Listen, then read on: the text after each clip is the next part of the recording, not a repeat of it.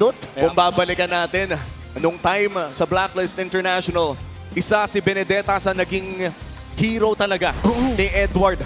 And now, going back dito sa best of 5 na ito kung saan do or die ang ating serye, ay papasok na po tayo sa Land of Dawn. Welcome to game number 1 of Onyx Philippines versus Aurora Gaming. Laglagan portion agad sa day 1 ng ating playoffs. Yeah, and ang gusto rito, pinapakitaan tayo ng Aurora na iniba nila yung kanilang formula. This isn't the classic Aurora that we've seen in the regular season. Akala ko nga nung week 8, parang sabi nila, sige, balik tayo sa M7 form. Sabi ni Edward, hindi, balik tayo 3 years ago. Ito yung naging foundation ng Ube strategy, yung Benedetta ni Edward. Oo, yung lane management, Yeah. yung paghuli ng mga targets sa backline, and I think Super Friends will find it hard playing the Gord. Ay, grabe ka naman! Napa-flicker kagad dito si Brusco. Nandun din kagad si Edward. Ito yung maganda kasi pag Benedetta yung XP mo, ang bilis sumama. Oo, and kitang-kita natin ngayon na talagang nag-i-invade na agad ang Aurora Gaming. Very deadly the Rio na nagmumula sa Aurora. Yeah, and pasok kagad to sa real cooling tactics. Oh, yun lang! Oh my God. Isang iglap lang, pre. Pare, grabe. Itong laro ng Aurora, pinagsama-samang playstyle ng Blacklist, pati na rin ng RSG, pati ng Onyx Philippines, men. Yung Onyx Gambit sila gumagawa. Hello, yung purple buff. Naku, ayaw talaga pahawakin dito ang Onyx Philippines. Pero si Demon Kite, critical ang kanyang sitwasyon. Abot siya sa sideline, pero di abot. At si Light ngayon ay mapapa-flicker din. Sa kanya napunta yung Deadly Magic na yon. Pero mabubuhay din naman siya with the quick Sandguard. So far, 1-for-1 ang naging trade natin. Pero wala pa rin nakakalamang sa ating laro. Dead even. Pero si Savero pupunta ni Light.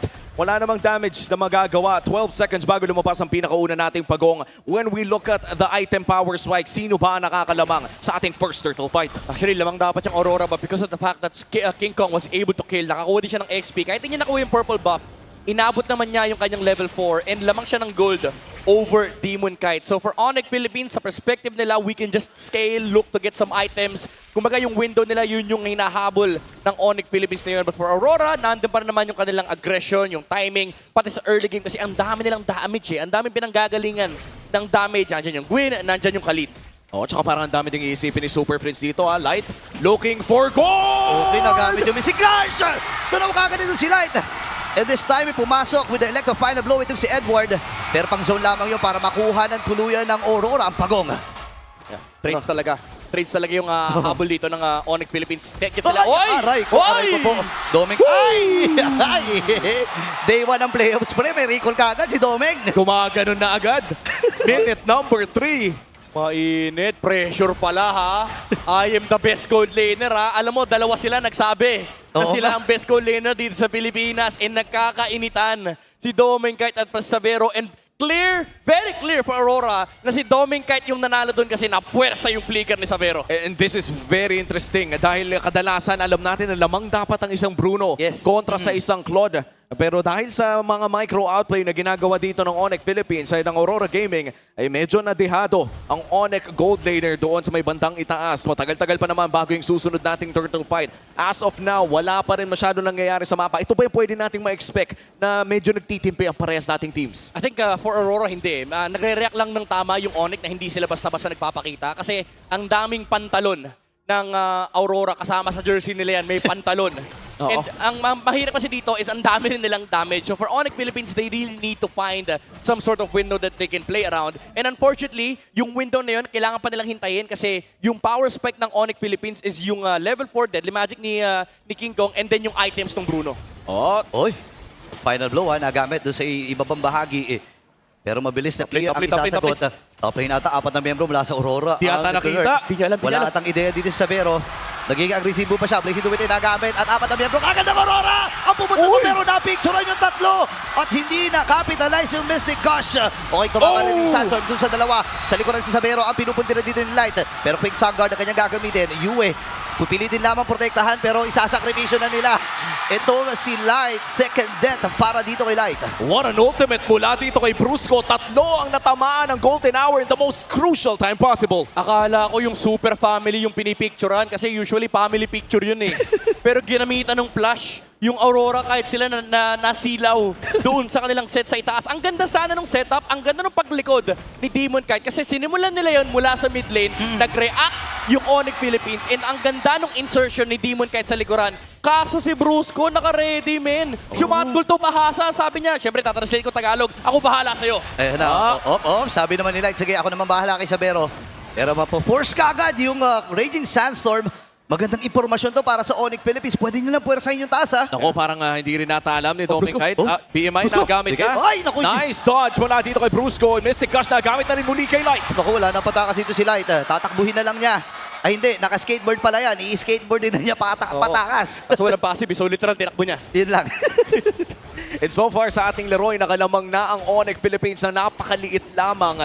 And is this the predicted result? Ito ba ang isa sa mga win condition ng Onyx? Yes, kasi alam na nila ngayon, it's 5 minutes. Ito na yung window na kung saan nagpupush yung Bruno. Kung mapapansin nyo, for the past minute, 10 members ng 10 players dito sa game na to, heavy focus on the top side. Kasi as of right now, there is a pressure, no pun intended, Bruno pushing waves. Oo, yun din kasi, no? The moment na paparating na rin yung Berserker Fury dito sa kamay ng isang Bruno ay talagang nunuot na sa sakit. Yes. Yung mga bola mamaya. Pero sa ngayon ay another burst down! Mystic Gush, okay ginamit. Critical Kirk. si Demon Knight. Retribution kanya ginamit. And si Kirk, tamang poke lamang. Nahihirapan din itong si Light. Pero sa itaas sa bahagi, may 1v1 na nagaganap. Ayun na naman. Pero may kuyang dadating. Opo. At si Brusco ay pipicturean lamang itong si Doming. Ang gandang zone nun para makuha ng tuluyan ng Pero- Onyx. Yung pero Torres para- ay- Wala na. naman. Easy lang, easy lang. Clear lang, clear lang. Oo, clear lang. Kasi parang iniisip ko nagkakaroon ng trade sa taas on the side of Onyx. Pero ang Aurora naman ay kumikita din ng pera doon sa baba Yeah. with the Benedetta. And kung umabot man ito ng late game, I think favored ito sa Aurora dahil sa Claude. Yeah, pero kailangan nilang masurpass itong window na kung saan malakas yung Onyx kasi sila yung nagdi-dictate ng tempo ng mapa. Kita naman natin sa timeline kanina na nagsimula yung lead ng Aurora ng Onyx Philippines doon sa 5-minute mark nung kasama na nila si Sabero kasi ang trabaho lang nila palayuin ng Aurora, mag-push ng Torre. Now, Turtle, sinisimulan na ng Aurora. Okay, tatlo ang napicturean dito. Pasok din si Doming Knight para doon sa kanyang Blaze Duel. Pero pinicturean yung dalawa. Babawi din naman dito si Yue. Habang si Brusco ay critical flicker na gamit niya. Pero inabutan pa rin ni Yue. Habang sa gilid na bahagi naman si Doming Knight ay tinamaan din ng Deadly Magic. Babagsakin din si Kirk. Tatakas na rin dito si Demon Knight. Sila ay napakababa ng kanyang HP. Pero si Yue papasok din. Oh, Doming Knight! Para kay Doming. Oh! At critical si Kiko at siya'y mamamatay. Tatlo ang tumumba sa Onyx at ang Aurora ang makakapag-secure ng pagong. Napakadaming nakuha ng Aurora Gaming sa laban na iyon. And ito na ba yung na-survive na ng Aurora yung window? Tama ba na i-assume yun? Malaking slide to para sa Aurora kasi nasa-shutdown nila yung momentum ng Onyx Philippines and napasama pa yung golden hour ni Brusco kasi hindi nakapag-stack up si Kirk with the glue. Wala siyang napatungan, wala ring mabanatan si Sabero at pati na rin si Super Prince. And ang ganda pa ng stolen golden hour from Yue. Literal na pinasok niya yung backline, shinutdown niya yung mga damage dealers ng Onyx. And right now, Aurora Gaming is enjoying a 1.5k gold lead against Onyx Philippines. At napag-usapan na rin natin kanina na kailangan lang talaga ma-survive ng Aurora ang window ng power spike ng Onyx Philippines. But with a window, alam natin kung kailan ito nagbubukas. Pero kailan ba nagsasara ang bintana para sa Onyx ang kanilang power spike?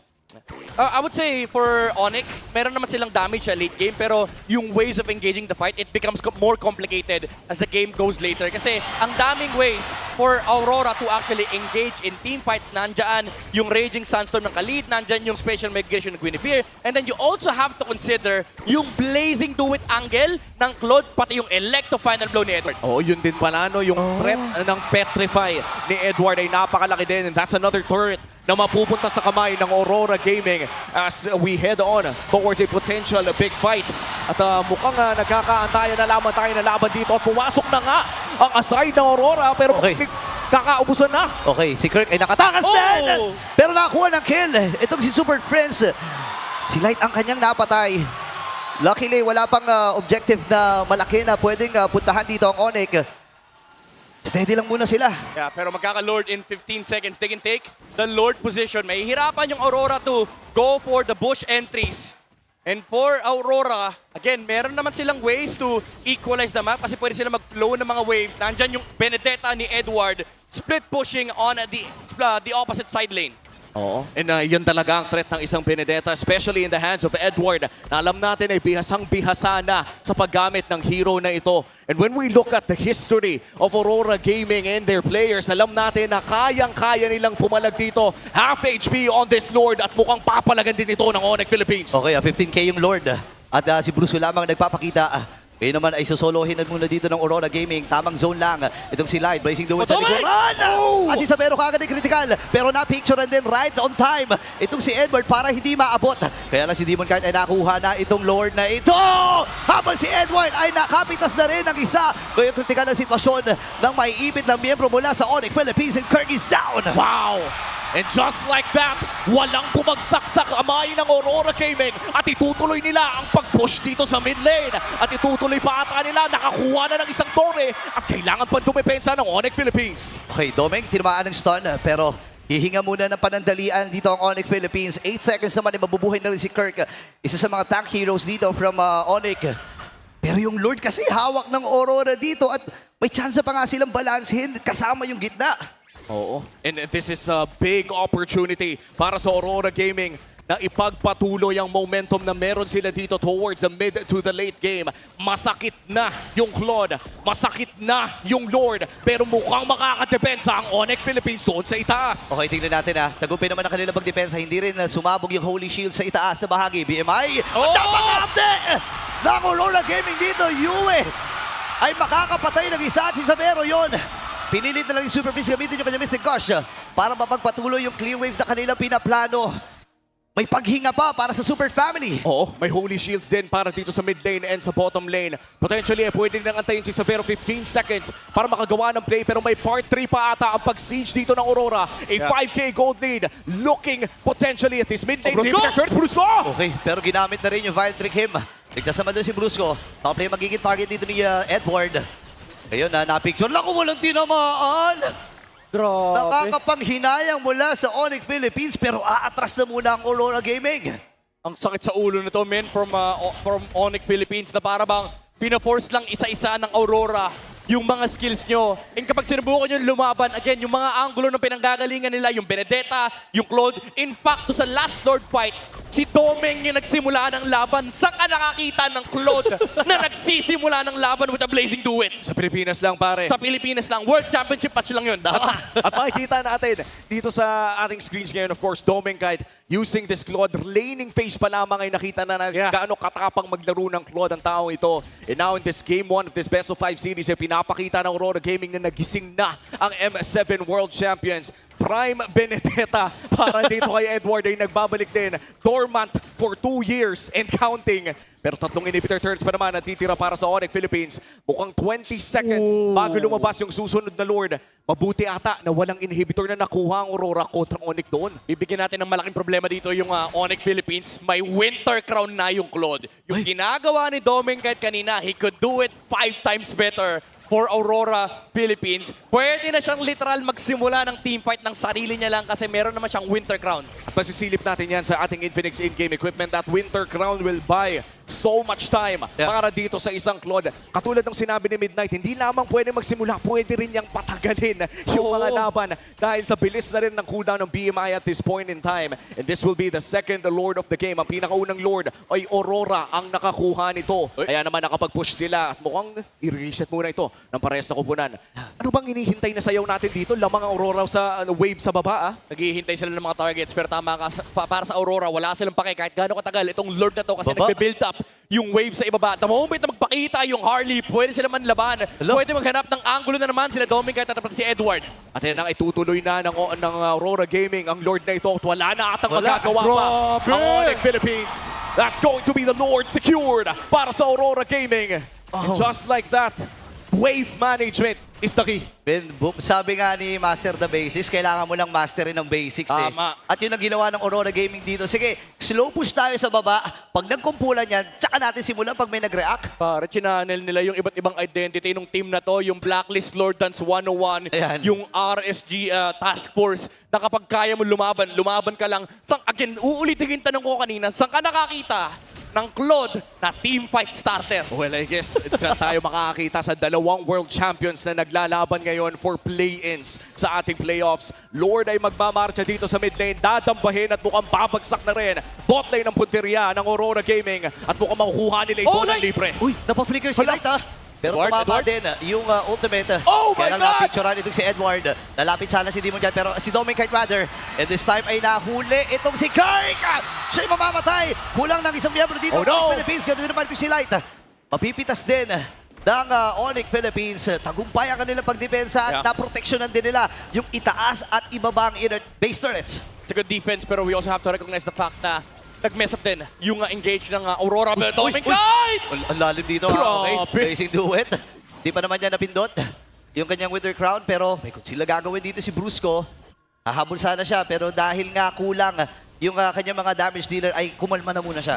Oo. And this is very scary on the side of Onyx Philippines. Ngayon na wala na silang mid lane inhibitor turret, ay pwedeng gumawa ng mga flank plays dito ang side ng Aurora Gaming and hindi pa natin nakikita yung tinatawag nating light angle. Parang Oo. tinitipid ata ni Light ngayon for a finishing blow. Yung isa sa mga signature tactics na lagi nating nakikita mula sa kupunang ito. Yeah, pero ngayon pwede na nilang i-execute yun, knowing na meron silang control doon sa ibaba. Pero ito, mag-force muna sila sa harap ng Onyx Philippines. They don't really have to do anything as of the moment kasi kontrolado nila yung minion waves, hawak nila yung mga bushes. Ang hirap para sa Onyx Philippines lumabas ng kanilang base kasi pwede silang habulin ng Aurora. Ang pwede nilang gawin dito is patabain lang nila lalo si Dominkite, dumami yung items ng Claude, and maybe look to save up some gold para ma-prepare nila yung mga buy and sell. At hawak na talaga ng Aurora Gaming ang bola dito. In fact, nasa driver seat sila as of now. Nakita natin ang real-time win percentage natin at lamang na lamang ang Aurora Gaming doon. And for Onyx Philippines, yung depensa naman ay parang posible pa rin naman. You still have